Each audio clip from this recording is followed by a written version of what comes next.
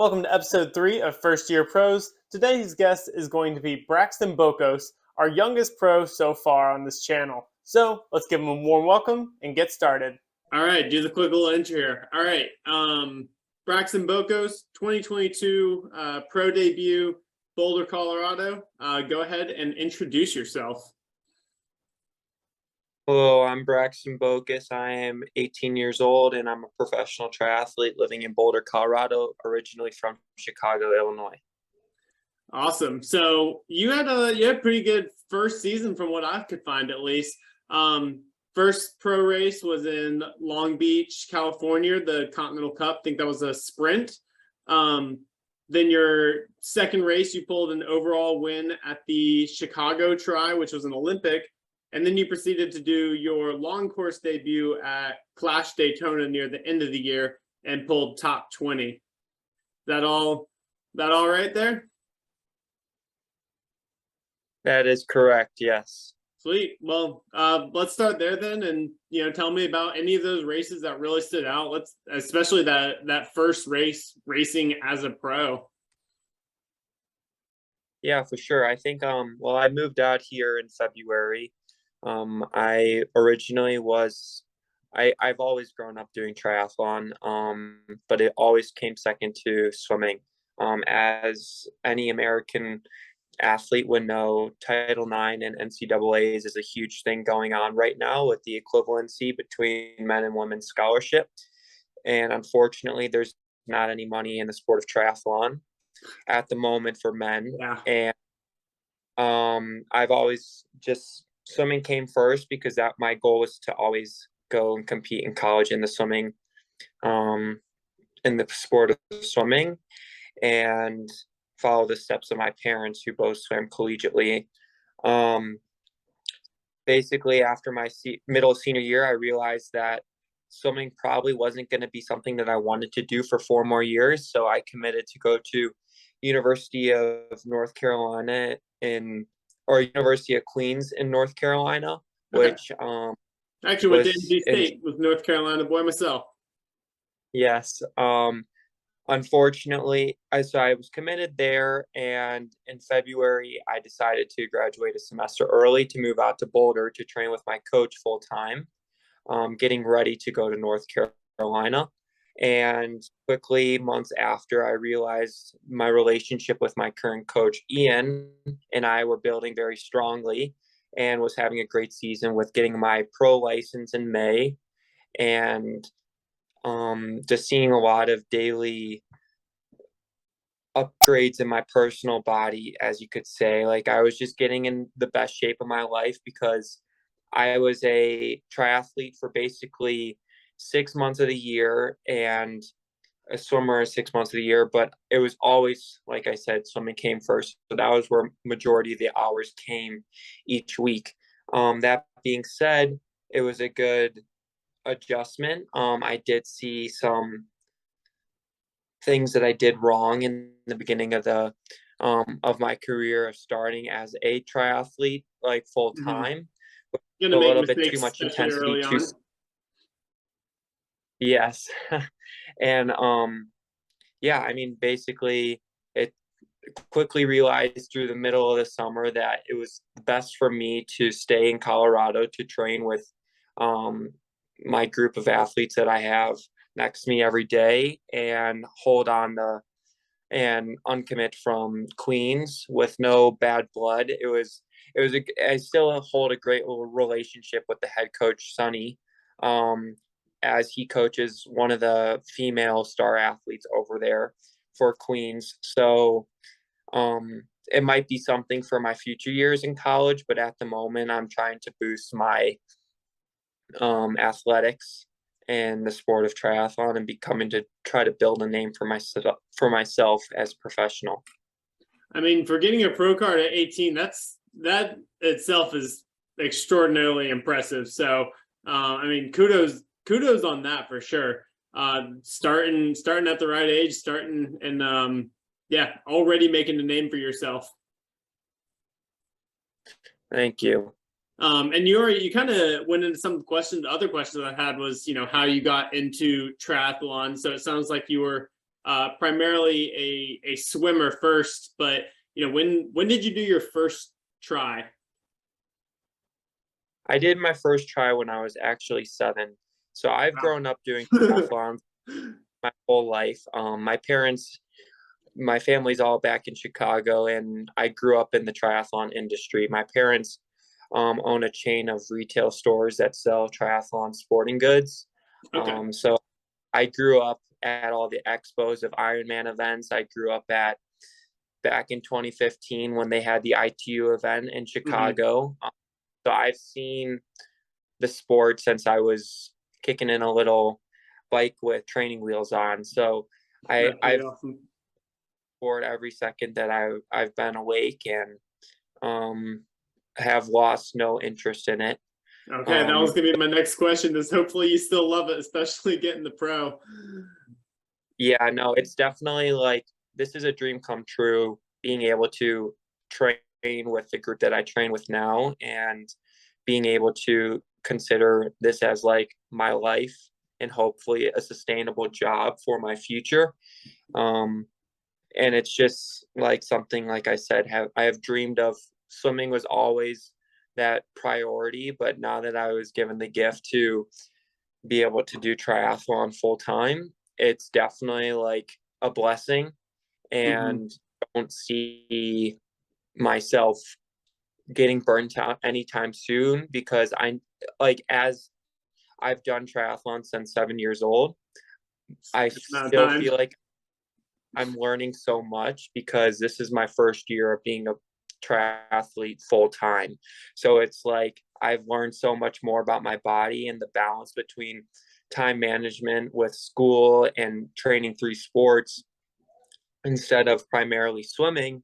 Um, and just seeing all the balances that like becoming a better runner has helped me become a better swimmer, or vice versa between all 3 things. So yeah, to answer your question, there's absolutely no doubt that I don't think this is something I'm going to burn out from for many, many years, and hope to be able to be successful in the sport and move on to half Ironmans and Ironmans after the ITU um, career I want to go through. So it's a great thing that triathlon has to offer outside of swimming. Like swimming events stay the same. You can develop as a person, but the events are always something you're going to Mhm. keep swimming. So it makes sense why people do get burnt out of the sport. But with triathlon, it's you're training outside, you're training three I don't different know about you. I've sports. been training on my indoor bike a whole lot and on the indoor Yeah, trainer. The winter months, I don't know. I'm a little bit of a wimp when it comes to the cold. I've got some okay gear, but I hunker down and I'm on the trainer for some long rides. And whew, winter months are definitely a little challenging. no, I agree. Majority of our workouts are outside. I mean, indoors at the moment.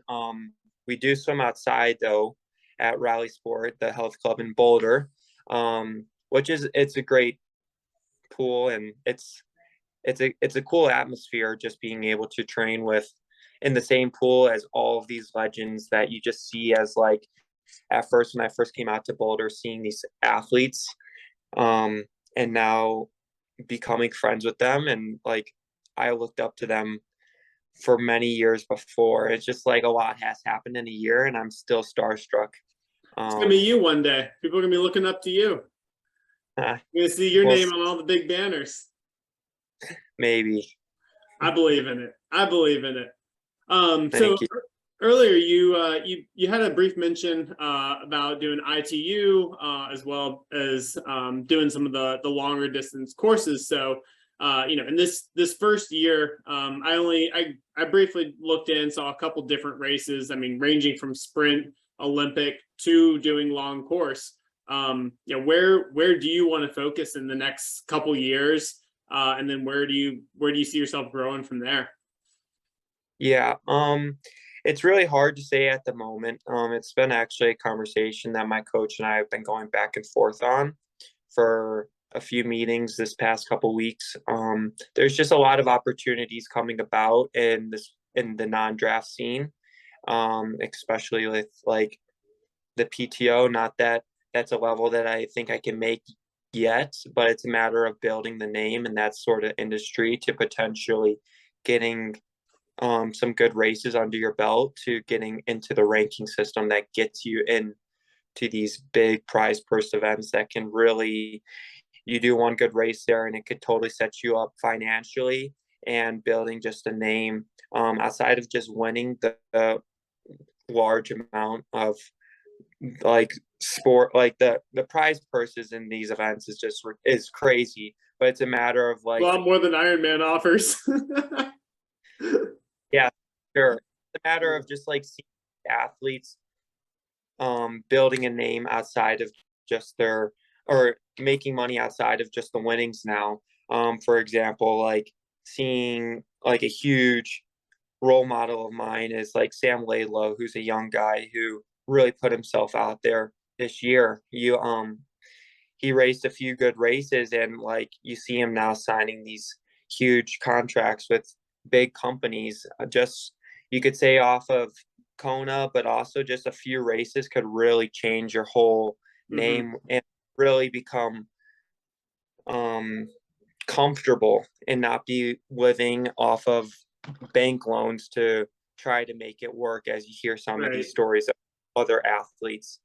And so, but let me answer your question. I think I am going to do more of a focus in ITU for the next couple years, just because I want to build that speed. But I do plan to incorporate a lot of, or not a lot, but at least 3 to 5 races that are non-draft through the beginning of the year and the end, um, to build that aerobic base and training load at the beginning to build that engine that I want to have for the midseason being an ITU focus, and then going back into the long course non-draft racing in the fall to like December season to be able to go race a Clash Daytona or potentially like a 70.3 this fall. Okay. Yeah, I was hoping to be at Clash Daytona this past year, and just wasn't able to make it work with my schedule. But I'm planning on being there this year. So hopefully we can race together. Well, I guess you're gonna be in the pro race. I'm actively working to get my pro card as well. I've been working on it for a couple years, but have had a few kind of major setbacks, injury and training and life wise. So haven't quite hit it there. So that's something that I personally am working towards, and was one of the big motivations for wanting to get the experience and get the recognition for first year pros. That's one of the big motivators for this series is that we hear about all of the big names in triathlon, but we don't get to hear as much about the first years and what their goals are, what they're doing. And I really think that that's important to build for the community as well. I think it's great to get to hear what races you have planned, what your goals are. I think that itself is great. I'd love to just kind of dig into your first year though too. Again, starting with that first race and then maybe tacking on to a couple of those different races through the season just to hear about your experience in it, how it was, what that feeling was like in that first pro race for you. Yeah. So, are we talking my first professional race or first race of the season? So yeah, that's a very good point. Yeah, let's talk about was your first race also your qualifying race for your pro card? That it was actually the second race. So Okay. I first started my season in Sarasota, which was ITU junior elite race. So there's a huge series that goes on for USA Junior Triathlon that has draft legal events across the country all spring to summer. And that has been a major focus of my summer every year, growing from 16 to now, just developing that draft legal experience. And I had a all right race. It ended up becoming a duathlon, so the run is definitely my weakest of the three, and that it was just I didn't have enough run fitness under my legs because my swim season ended 2 weeks prior to that.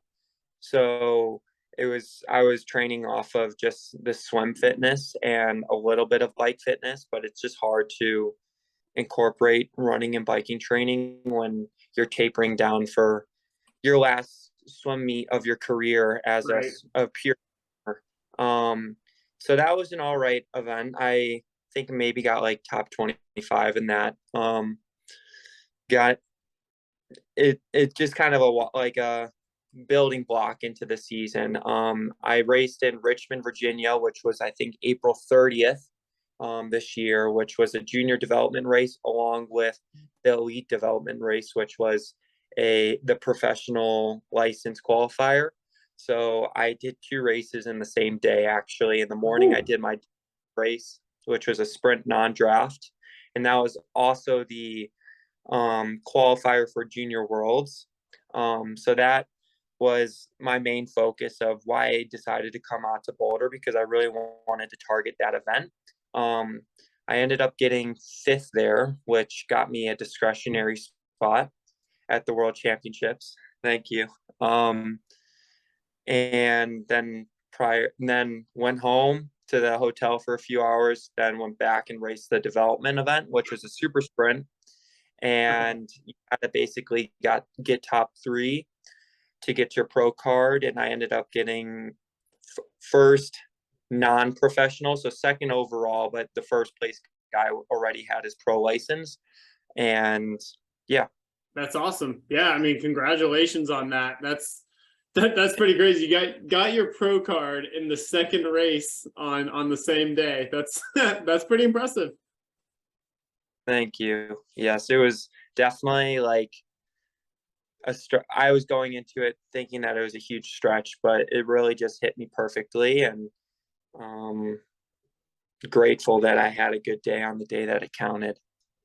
So how did it feel coming through the finish line, like realizing that did you, I'm assuming you realized that if you're coming in second overall, it was second overall, first for non-pros, right? Yes. Yes.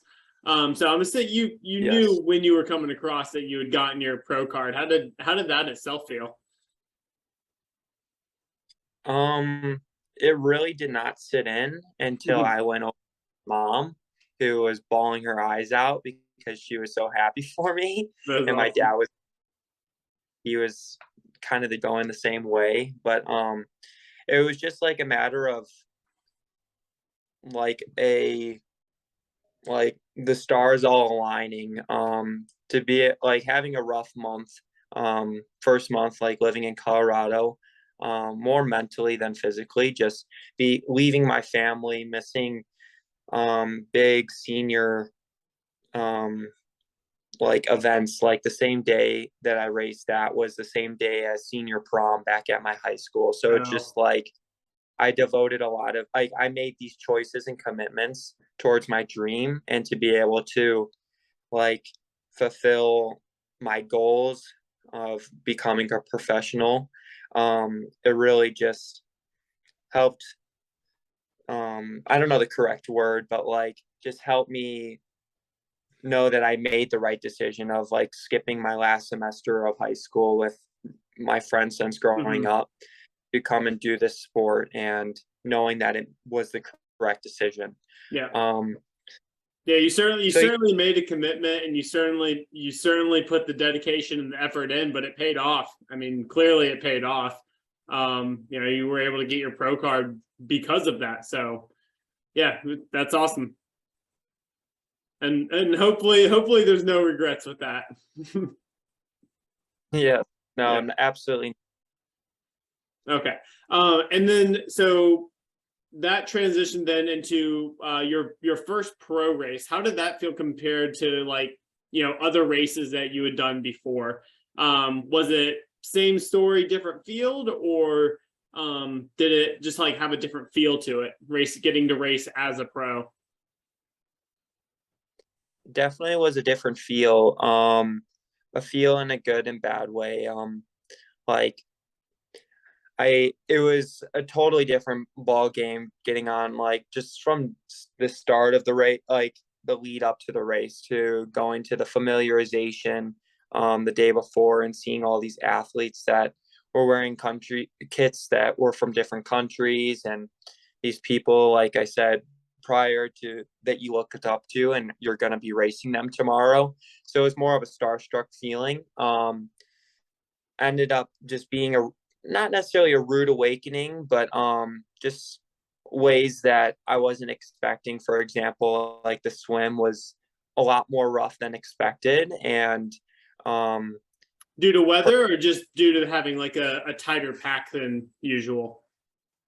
more like a tighter pack and just Okay. the aggressiveness around just being in a professional race. Like these are all people fighting for like a living, and you could say, and just wasn't expecting the aggressiveness around the buoys, for example, and had a really bad swim. I just was not, I was totally lost in the, it was a really bad feeling to say the least. And it helped me develop as an athlete, knowing these are some skills that I need to grow on. Yep. From more aggressive and holding your own spot in the swim, to being kind of the same way on the bike with not really knowing how to handle riding fluently through packs.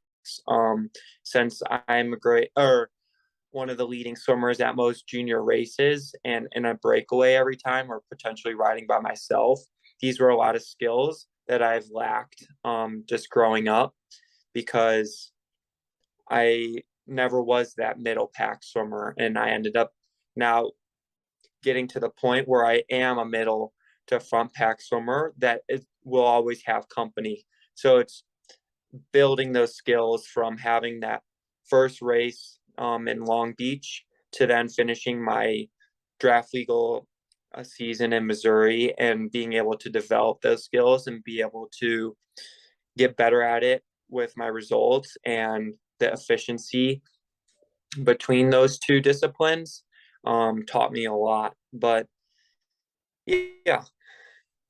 Yeah, I mean, that's a lot there. So just to touch on some of those, I mean, I think that you have a lot of good points there, and you're never going to grow to the same extent if you're always in the front, if you're always leading, if you never have anyone pushing you. So, like you said, now that you do have those people pushing you, now that you have some more like very serious competition, it's just going to push you to your next level, and it's just going to help you, achieve greatness. How about the difference between your first pro race and your last pro race of the season, before getting into Clash Daytona?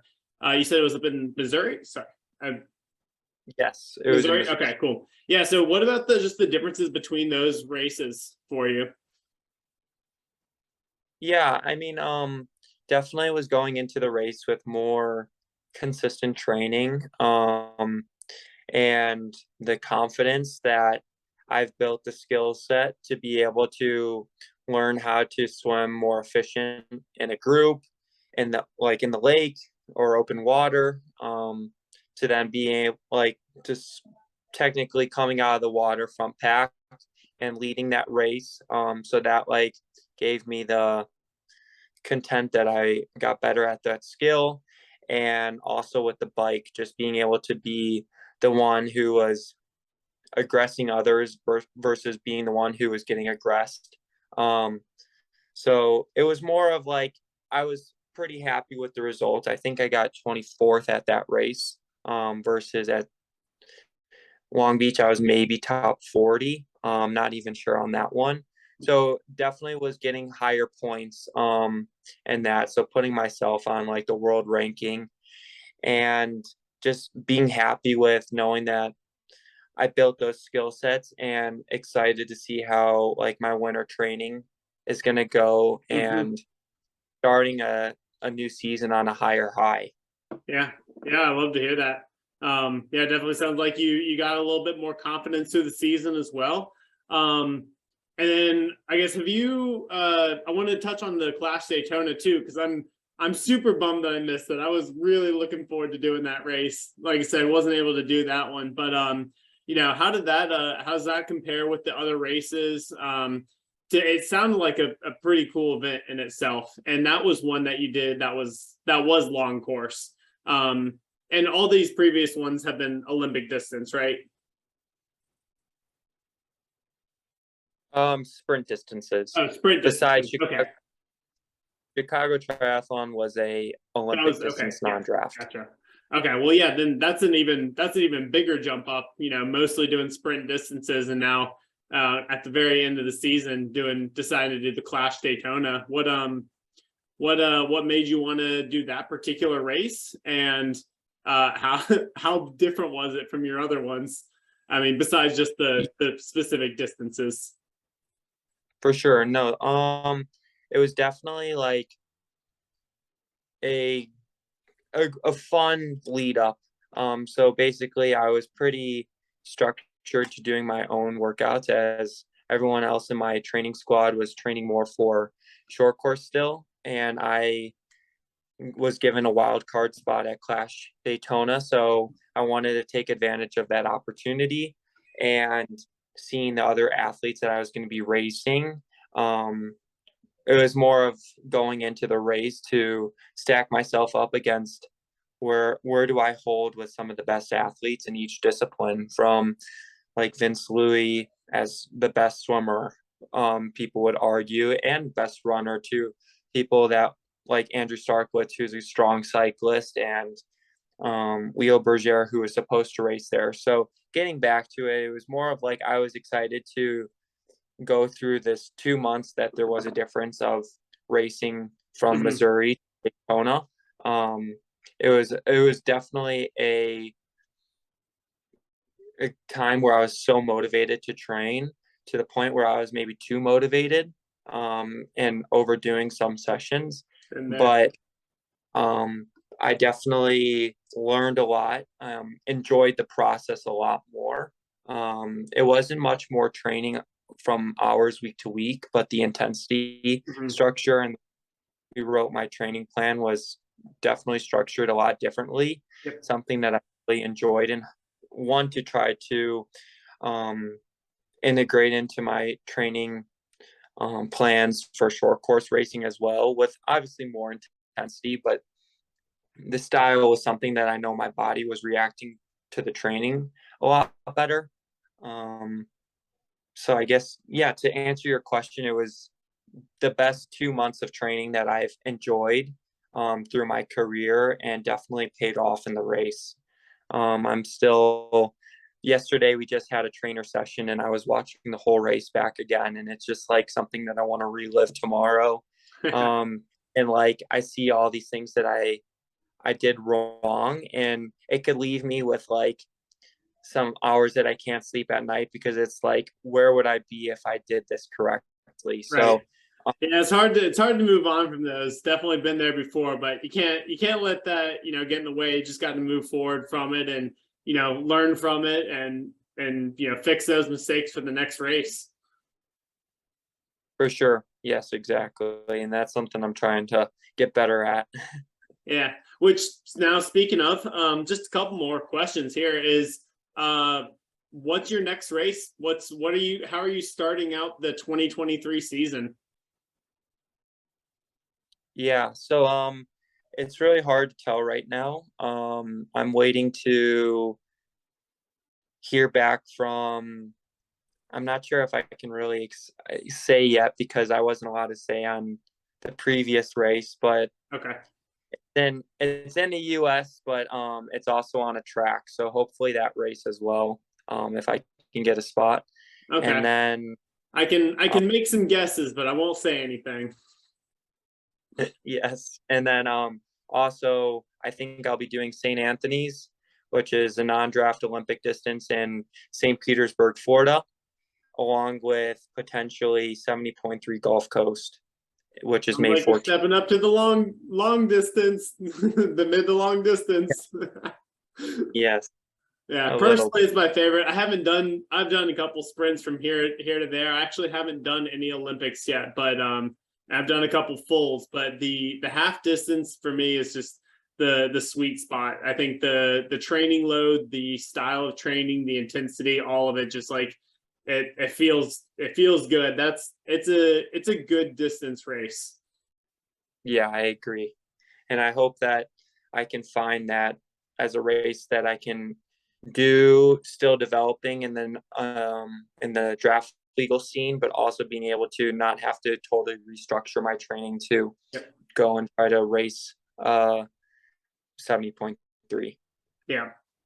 Well, cool. Last question then. Do you have any advice or anything else that you would like to share with other athletes, whether they are trying to go pro themselves, whether, I mean, especially with you being a younger athlete, which this is incredible. Again, going pro at 18, like that's very impressive. So anything that you would like to share with anyone else that might be trying to start their own journey? Yeah, I think the biggest thing that I've learned the past year as a professional was it's not about a matter of being happy with the positive you had from one workout. It's a matter of building the blocks from every workout you do. And with the consistency of just strong workouts, but nothing that's amazing, will show more fitness in that race versus just killing one single workout that could leave you depleted for days after. So one thing that like I've gone through this year just to keep myself motivated, and as my coach would say, we have a term calling keeping the dream alive. Just go back when you have doubts and look at all the training you've done, regardless if it was good or bad. That's still parts that you're building that puzzle with, or that wall, and will ultimately leave you in better shape than you potentially just scrapping a workout. So consistency and staying motivated and staying in the moment and not getting ahead of yourself, for sure. Yeah, I've had to do that in my training as well, just sometimes looking at those building blocks, and sometimes it feels like a grind. Not every workout is going to feel like an all-star workout. Some are going to be harder, some are going to be easy, and making sure to respect the easy days as well. But yeah, great advice. And again, thank you for coming on. Really appreciate getting to talk to you. Congrats on your first year as a pro. Congrats, or good luck in the upcoming season, and hopefully I will get to meet you in person at one of the races sometime. For sure. Thank you, and good luck to your season as well, and hopefully you can get your card as well. Yep, fingers crossed. We'll see. Keep the dream alive, right? Keep the dream alive. Yes. All right, sounds good. Pleasure talking with you, and I'll catch you another time. That's going to wrap it up for this episode of First Year Pros. I want to thank Braxton again for coming on, sharing his story, and honestly, the sky's the limit for this dude. So if you want to follow his journey, go ahead and check it out in the link in the description below. And with that, happy training and good luck to everyone.